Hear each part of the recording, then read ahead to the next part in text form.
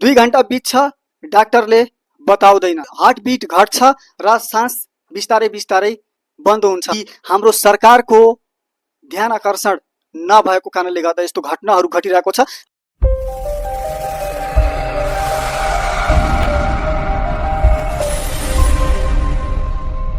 डाक्टरले खै केस लट्ठाउने खालको औषधि लगाइदिएको अरे। त्यसपछि चाहिँ दिदी होसमा आउनु भएन अरे। एकछिन अगाडिसम्म मेरो दिदी आफ्नो दिदीसँग कुरा गरिराख्नु भएको थियो।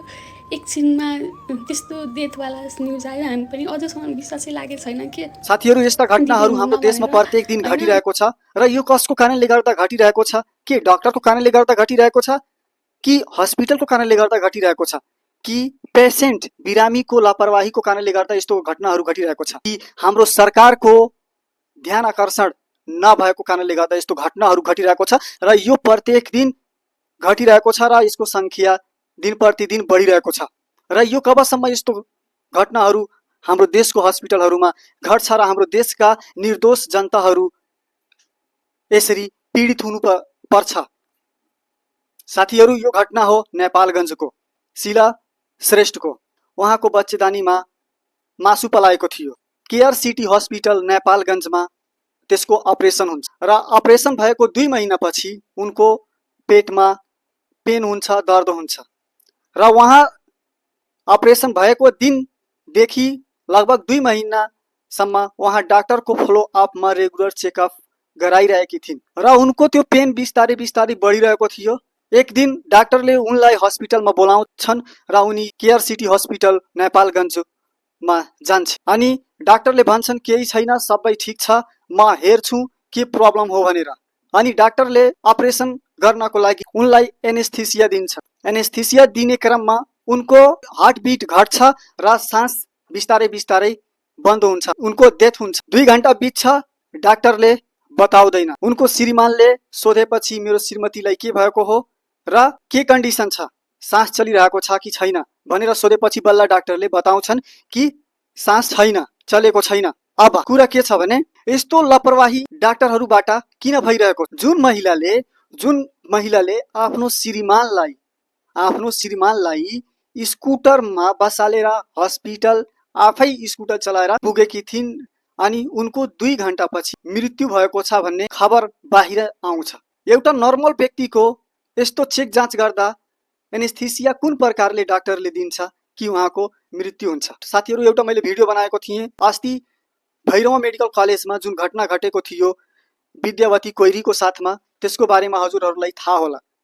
उहाँको सी सेक्सनबाट डेलिभरी हुन्छ र डेलिभरी गर्ने क्रममा उनको पेटमा जुन कटन हुन्छ, ब्लड सुखाउने ब्यान्डेज हुन्छ, त्यो उनको पेटमै डाक्टरहरू बिर्सेर टाँका लगाइदिन्छन् र 6 महिनापछि उनको पेटमा दर्द हुन्छ र त्यो पार्ट्स सर्छ अनि बिस्तारै बिस्तारै पुरा उनको टाउको दुख्छ अनि भोमिट हुन्छ, धेरै प्रब्लम हुन्छ अनि लास्टमा त्यही भैरवाको मेडिकल कलेजमा उनको मृत्यु हुन्छ। अब यी समस्याहरू यो जुन हाम्रो आम जनताले भोगिरहेको छन्, नर्मल कन्डिसन भएका पेसेन्टहरूको मृत्यु भइरहेको छ, यो मृत्यु कहिलेसम्म हुन्छ? ती निर्दोष पेसेन्टहरूले आफ्नो प्राण कहिलेसम्म गुमाउनु पर्छ? के यसको कुनै लिमिट टाइम छ?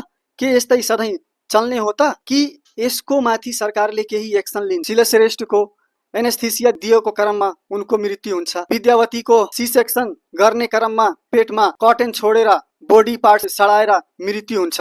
आखिर यो कबसम्म चल्छ? म त के भन्छु भने यस्ता लापरवाही गर्ने डाक्टरहरूको लाइसेन्स खारिज गरिदिनु पर्छ र जुन हस्पिटलमा यस्तो केस भइरहेको छ त्यो हस्पिटलले ती पेसेन्टको परिवारलाई क्षतिपूर्ति दिनुपर्छ र सरकारले यस्ता हस्पिटलमा मात्र हैन देशका हरेक हस्पिटलमा यस्तो नियम लगाउनु पर्छ ताकि डाक्टरहरूले कुनै पनि अपरेसन गर्दाखेरि एकदमै सचेत भएर गरून्, लापरवाही नगरून्, हैन भने यस्तै हाम्रो आम जनताको प्राण जान्छ। र मेरो व्यक्तिगत विचारमा के म भन्छु भने चाहे त्यो नर्मल डेलिभरीको केस होस्, चाहे सी सेक्सन होस्, चाहे कुनै पनि अपरेसन होस्, त्यो समयमा ती पेसेन्टको एउटा गार्जियन त्यहाँ एभाइलेबल हुनुपर्छ।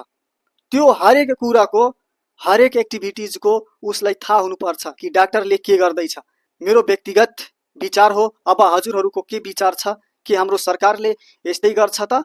साथीहरू, म हजुरहरूसँग रिक्वेस्ट के गर्छु भने यस्ता डाक्टर यस्ता हस्पिटललाई उनीहरूलाई सबक सिकाउनको लागि यो भिडियो सक्दो शेयर गर्नु र हाम्रो गृहमन्त्री सुदन गुरुङसम्म पुर्याउनुहोस् ताकि उहाँले यस्ता डाक्टर र यस्ता हस्पिटलमाथि कडाभन्दा कडा कारबाही गरून्। हस्त धन्यवाद। जय नेपाल। र म के लास्टमा भन्छु भने हजुरहरू आफ्नो ख्याल राख्नुहोस्, किनभने हजुरहरूले हेरिराख्नु भएको छ डाक्टरहरूले कति ख्याल गरिरहेका छन्। So be healthy and stay healthy. Thank you.